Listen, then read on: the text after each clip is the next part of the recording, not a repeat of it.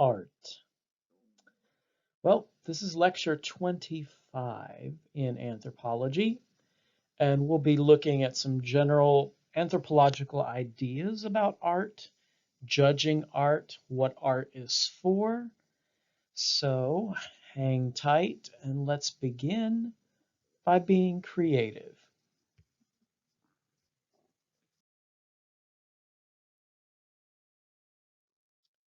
A couple of big questions that we could start with that I think we all need to grapple with. What exactly is art? Famously, some people have said they'll know it when they see it, though that still presupposes they know something internally that must fit the definition for art. And secondly, what is art for? Why do we have art? So, in order to ponder these two questions, I would like for you to spend the next 6 minutes creating something. Engage in the process of creation. And then as you create, think about what is art and what it is for. I'll check back with you in 6 minutes.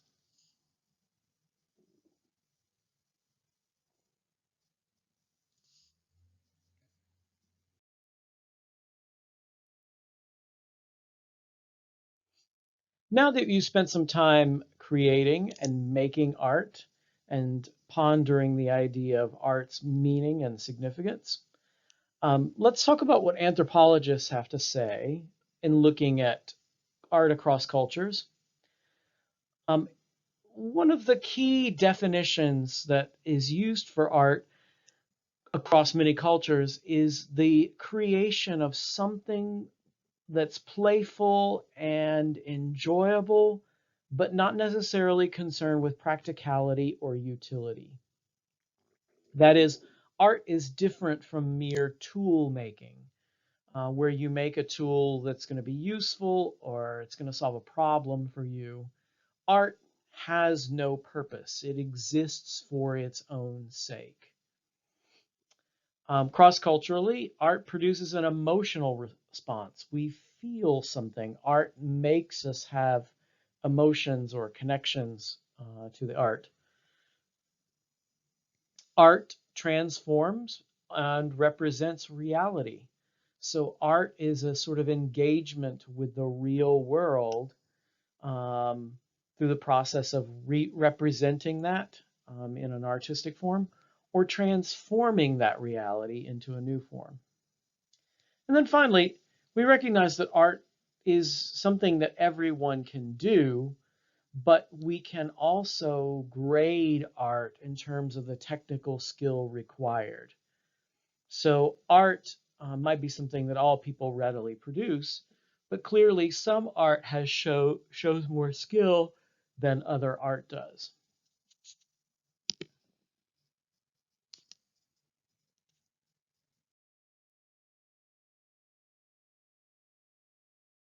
What exactly is art for? What function does it serve?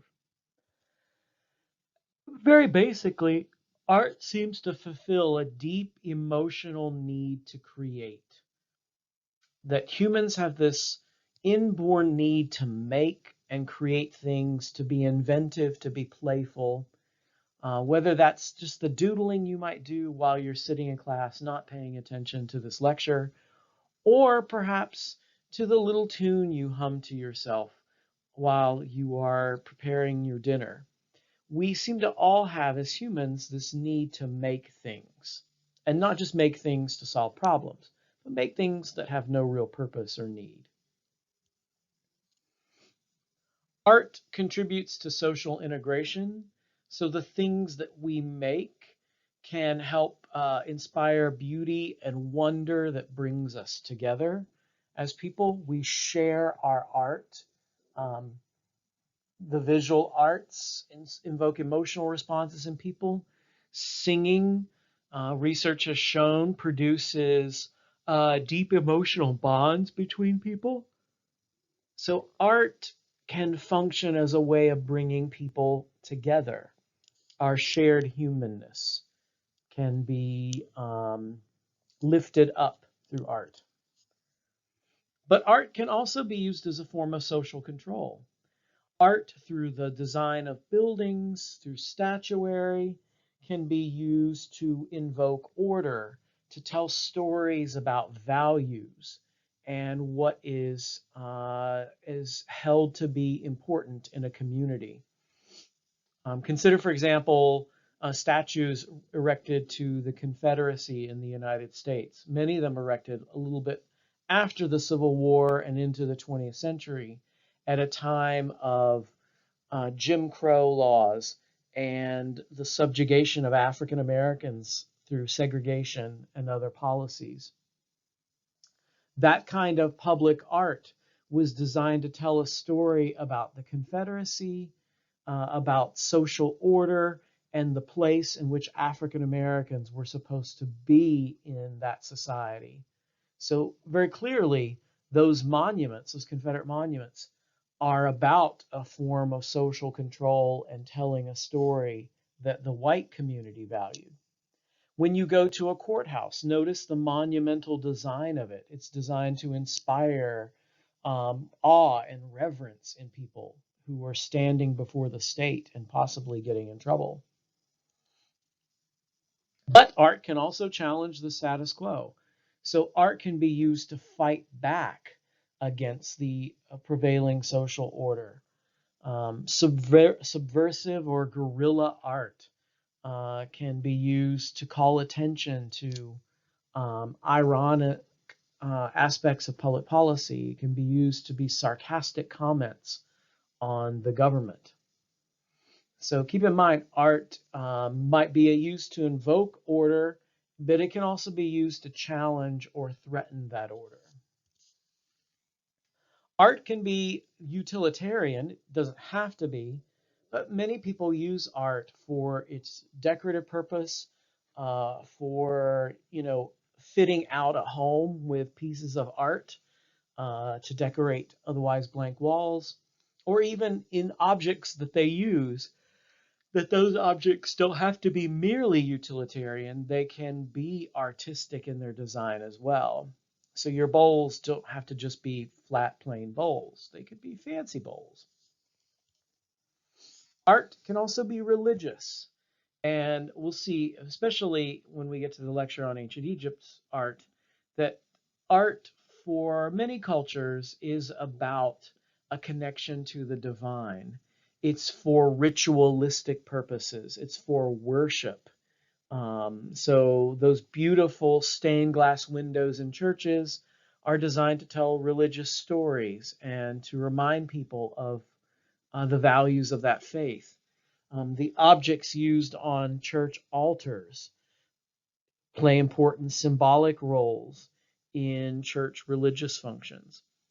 And as we'll see in much of ancient Egypt, art does perform this function, as in this offering table that we see here on the right, which has a lovely artistic design with uh, the objects decorating the surface of this offering table. I started to say operating table, be a totally different thing. Um, and so this is not just for ritualistic use, plain, ordinary, it has beauty to it as well.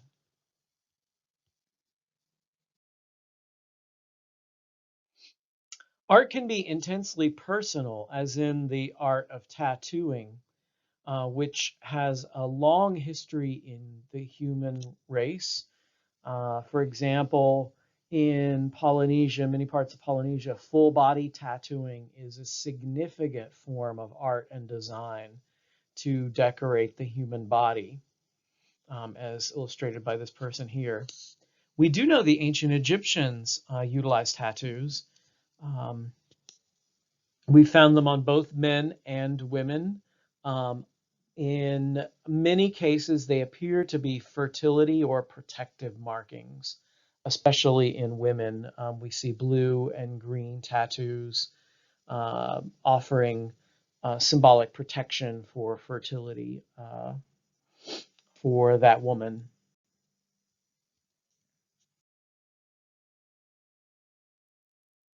Art, as far as government goes, can be government sponsored, particularly in the case of Egypt, and often with the function of reminding people that the state has power, the state has authority. Look at how tiny you are in comparison to this giant statue shown here. Remind yourself of just how minuscule you are in this society through this massive piece of government art. The process of judging art, or the field of judging art, is known as aesthetics. Aesthetics is essentially the study of beauty, whatever beauty means and whatever beauty entails. It's in the eye of the beholder, as the phrase says. However, we do recognize some important factors go into aesthetics and the study of beauty. How much expertise went into the creation of the art? Did the person creating it have some skill, some ability? Was this considered or well thought out? Does it follow some rules of composition or style? Or if it takes those and breaks them, why does it break them? We recognize art fits into different stylistic kind of traditions. So Impressionist art from the 19th century has a sort of hazy quality to it. Things blend into each other. There's pointillism with tiny little dots making up the composition. You get into the 20th century with Cubism, Dada, all kinds of other movements have recognized styles to them and ways they approach the composition of the art. We often judge art on how well it simulates or reflects reality. It doesn't have to, but many times we judge a composition on the skill in reflecting or recreating reality. Folk art paintings in the United States very often are cartoonish, and they create a world that has a sort of charm all of its own, but it does not look very realistic. Whereas modern hyper-realistic paintings seem so real that they look like photographs. And then finally, what's the emotional impact? A friend of mine who's an artist that I worked with in North Carolina used to say that art solves a problem, that when she paints, when she creates something, she's trying to address a problem, and that's going to create an emotional impact in the viewer of her art. So you're going to feel something, you're going to be challenged to think about things in art that you see and witness. So while we're thinking about these things aesthetically here, here's a piece that you could take a look at and decide what's the expertise that went into it. Does it have some compositional rules? Is it a simulation of reality? Do you feel something based on it? If I told you that it's just the ends of colored pencils stacked on top of each other, does that change your perception of what you see here and its beauty to you? Maybe, maybe not.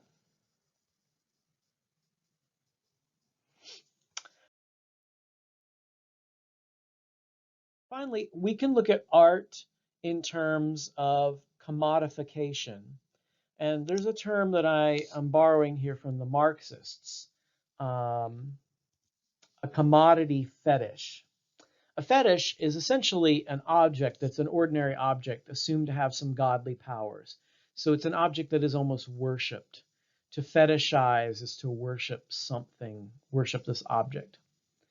And the Marxists talked about how we take objects that humans have created and we divorce them from their humanness in order to value them. And the value attains a hierarchical ranking all of its own, completely divorced from the person who made it. So we can take a look at an object and we can assign it a number, and that number somehow represents its worth. It's arbitrary, of course. One man's trash is another man's treasure, or another woman's treasure. Um, but what the Marxists particularly wanted to draw attention to was the fact that commoditizing objects, making them into commoditized fetishes, rendered them separated from the people that made them, from the labor, from the creator whose vision and power went into that. So to boil that down in simple terms, art can be about money making. We run into this question a lot in our society when we look at the art and the artist and how much is this art worth? And what impact does the artist's life have on the art? Are they separate things, or should they be seen as one thing so that we don't simply commoditize the art? I'll purchase one art, please. Well, what's that really worth? And here's a picture of a fetish. This is actually a tomb found from a tomb found fetish found in a tomb in Egypt. Um, it's called an imiut. It's a dummy animal, so it's a sort of animal form wrapped inside linen, but there are no head or legs represented. So in some ways, it looks like a big bat, like baseball bat, kind of. And this kind of fetish would be placed in sacred spaces to protect them. Oftentimes in later Egyptian history, you see these used in rites over the mummies the night before the mummy would be buried. Um, you can see here that this kind of an object obviously has a creator, has a maker. What's it worth? Who made it? What's its value? Would it be sold in a marketplace, or would it be something that would be personal in its creation? These are the kinds of things that we think about when we think about buying and selling art.